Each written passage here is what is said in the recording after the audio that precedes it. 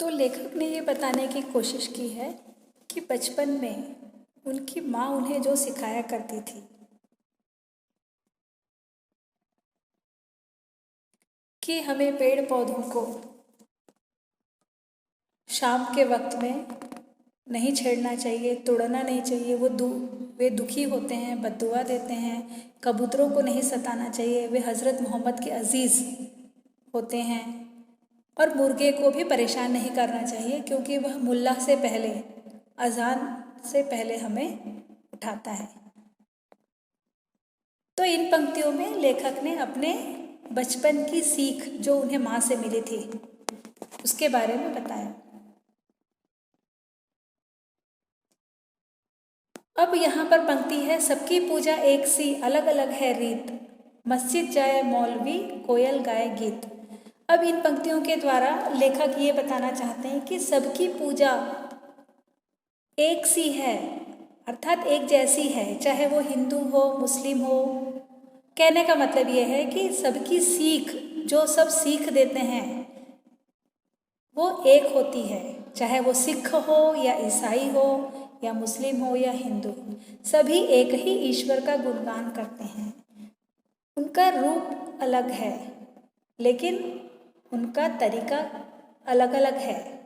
उनका तरीका अलग है, रूप अलग है, लेकिन सबका उद्देश्य एक ही है, सबकी सीख एक ही है। कोई मंदिर में जाकर पूजा करता है तो कोई मस्जिद में जाकर नमाज पढ़ता है, कोई गिरजा में जाकर प्रार्थना करता है तो कोई गुरुद्वारे जाता है।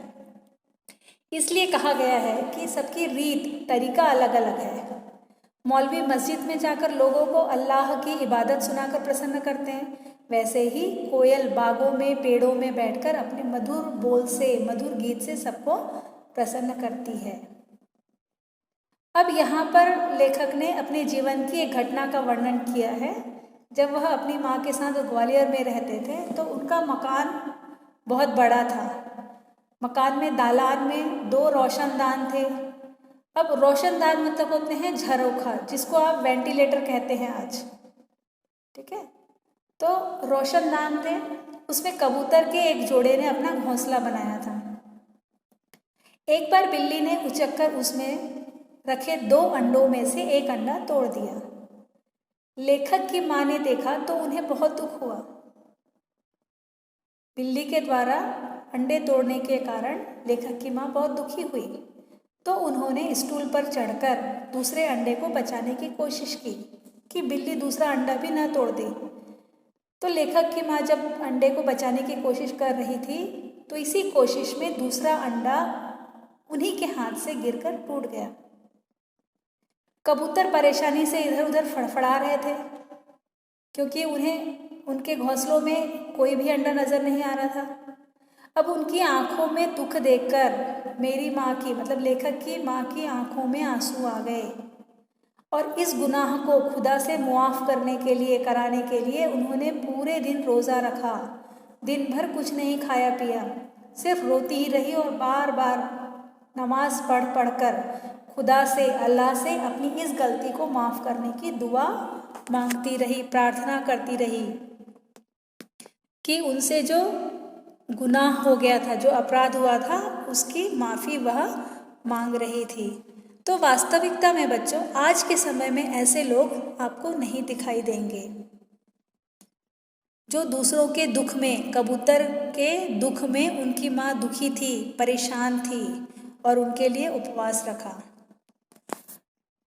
अब ग्वालियर से बम्बई की दूरी, जब लेखक ग्वालियर से बम्बई में आ गए, वहाँ पर वह बस गए, तो संसार में काफ़ी कुछ बदलाव आ गया था। आज वहाँ जहाँ वे रह रहे हैं, वर्सोवा में उनका घर है। पहले यहाँ दूर तक जंगल था, पेड़ थे, परिंदे थे और दूसरे जानवर थे। अब यहाँ समुंदर के किनारे लंबी चौड़ी बस्ती बन गई है। इस बस्ती ने न जाने कितने परिंदों चरिंदों से उनका घर छीन लिया। इनमें से कुछ शहर छोड़कर चले गए, जो नहीं जा सके उन्होंने यहाँ वहाँ डेरा डाल लिया। इनमें से 2 कबूतरों ने मेरे फ्लैट के एक मचान में घोंसला बना दिया। बच्चे अभी छोटे हैं, उनके खिलाने पिलाने की जिम्मेदारी अभी बड़े कबूतरों की है। वे दिन में कई कई बार आते जाते हैं और क्यों ना आए जाए, उनका भी घर है, लेकिन उनके आने जाने से हमें परेशानी भी होती है। वे किसी भी चीज़ को गिराकर तोड़ देते हैं, कभी मेरी लाइब्रेरी में घुसकर कबीर या मिर्ज़ा गालिब को सताने लगते हैं।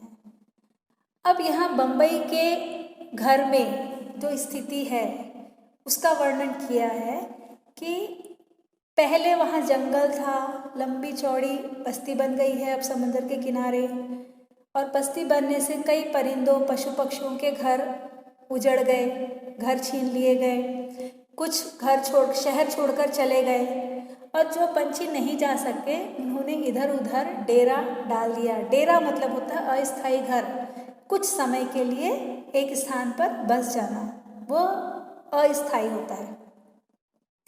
तो ऐसे ही दो कबूतरों ने लेखक के फ्लैट के ऊपर जो मचान जो होता है, छज्जा बोल सकते हो आप, शेल्फ ऊपर, तो वहाँ पर घोंसला बनाया था। अब बच्चे छोटे थे, कबूतर के बच्चे अभी छोटे थे, इसलिए उनको खिलाने पिलाने की जिम्मेदारी बड़े कबूतरों की थी। तो दिन में वे कई बार अंदर आते, उनके लिए दाना लेकर देख कर जाते कि उनके बच्चे सुरक्षित हैं, तो कई बार आना जाना करते थे। अस्वाभाविक है, कबूतरों का घर था वो, उन्होंने अपना घर वहाँ बनाया था, पर उनके बार बार आने जाने से लेखक और उनकी पत्नी को परेशानी होने लगी, क्योंकि कबूतर जब आते तो किसी भी चीज़ को गिरा देते, फूलदान गिरा देते, या लेखक की लाइब्रेरी में घुस जाते, कबीर मिर्ज़ा गालिब की जो किताबें थी उसको सताने लगते, उसको गिरा देते, तो उन्हें परेशानी होने लगी। इस रोज रोज की परेशानी से तंग आकर लेखक की पत्नी ने उस जगह जहाँ उनका आशियाना था, उनका घर था, कबूतरों का घर था, एक जाली लगा दी और उनके बच्चों को दूसरी जगह कर दिया, और उनके आने की खिड़की को भी बंद कर दिया। खिड़की भी बंद कर दी गई, जाली भी लगा दी गई। अब खिड़की के बाहर दोनों कबूतर रात भर खामोश और उदास बैठे रहे कि उनके बच्चे कहाँ गए। अब वो अंदर जा नहीं सकते थे देखने के लिए, तो परेशान थे, दुखी थे, उदास थे। पर अब न सोलोमन है जो उनकी ज़ुबान को समझे और उनका दुख बांटे, और न लेखक की माँ है जो उनके दुख में सारी रात नमाज काटे या उपवास रखें या रोज़ा रखें। तो अब उन कबूतरों के दुख को समझने वाला अब कोई नहीं है, उनके दुख को बांटने वाला कोई नहीं है, उनके दुख से दुखी होने वाले अब कोई नहीं है। तो ये समय में इतना परिवर्तन आ गया है। नदियाँ सींचे खेत को, तोता कुतरे आम, सूरज ठेकेदार सा सबको बांटे काम। तो इन पंक्तियों में ये बताने की कोशिश की गई है कि जिस तरह नदियाँ बिना किसी भेदभाव के सभी खेतों को पानी देती है, उसमें कोई स्वार्थपन नहीं होता, वह बिना स्वार्थ के सभी को पानी देती है। और तोता जिस तरह किसी भी आम के बगीचे में आम खाने पहुंच जाता है, कोई रोक टोक नहीं, कोई बाधा नहीं, अर्थात उसे कोई फर्क नहीं पड़ता कि आम का बगीचा किस जाति के व्यक्ति का है या किसने लगाया है, उसी प्रकार सूरज भी बिना किसी भेदभाव के सभी को जगाकर काम करने के लिए प्रेरित करता है। उसी तरह हमें भी नदी और सूरज की तरह दूसरों के हित के कार्य करने चाहिए, दूसरों की भलाई के लिए कार्य करने चाहिए, और तोते की तरह सभी को समान समझना चाहिए। तभी संसार के सभी जीवधारी प्रसन्न और सुखी रह सकते हैं। तो बच्चों, इस पाठ का जो उद्देश्य है, जो संदेश है, वो ये है कि पहले के समय में जो लोग थे, जैसे स्वभाव के लोग थे, आज वो लोग नहीं हैं। वे दूसरों के दुख को समझते थे, उनके दुख से दुखी होते थे, पर आज दूसरों के दुख से दुखी होने वाले अब कहाँ। इसीलिए पाठ का नाम बिल्कुल सार्थक है, अब कहाँ दूसरे के दुख से दुखी होने वाले। लेखक ने यहाँ कई उदाहरणों से हमें बताया है कि अब ऐसे लोग नहीं हैं, अब पहले जैसे लोग नहीं हैं। न तो सोलोमन है, न नूह है, न शेख हयास के पिता है, और न लेखक की माँ है। तो बच्चों, उम्मीद करती हूँ ये पाठ आपको अच्छे से समझ में आ गया होगा। आपको ये पाठ स्वयं पढ़ना है और समझना है। और बच्चों ये वीडियो आप देखें जिससे आपको समझने में आसानी होगी। धन्यवाद बच्चों।